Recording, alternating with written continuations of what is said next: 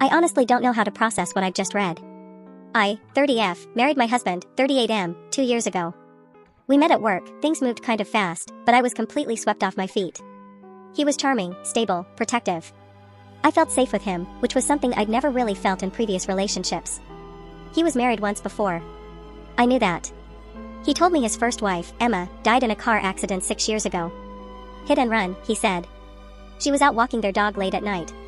He told me the driver was never found, that it nearly destroyed him, and I believed him. I never pushed for details. He never offered them.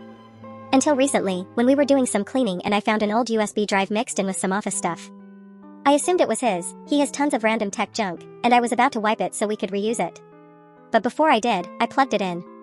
It was full of documents, mostly boring backups. But one folder caught my eye. E_journal. At first, I didn't understand what I was reading. Then I realized, it was Emma's blog. A private one. Dated entries spanning the last 2 years of her life. It started off normal. Musings about work, marriage, mundane stuff. Then it got dark. She started writing about how her husband, my husband, wasn't who he appeared to be. That he had a temper. That he isolated her from her friends for her own good.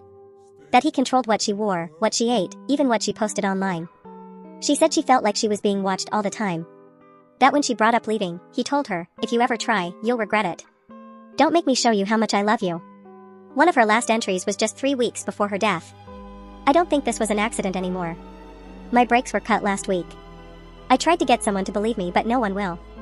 If something happens to me, don't let him rewrite the story. I just sat there staring at the screen. He told me she died walking their dog. But the blog says she was afraid to drive because she thought someone had tampered with her car. She described specific incidents, things falling off shelves, close calls while driving, strange electrical issues. None of that was in the obituary. None of it was ever mentioned to me.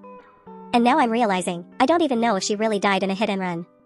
I haven't confronted him yet. I don't know how. I don't even know if I'm safe. I've read enough of these stories to know how this goes. I want to believe there's some explanation. But I keep thinking about how he locks the basement door. How he keeps our finances tied up in his name. How he has never once talked about grief the way people do when they lose someone they loved. What if I wasn't the second chance? What if I was just the next chapter?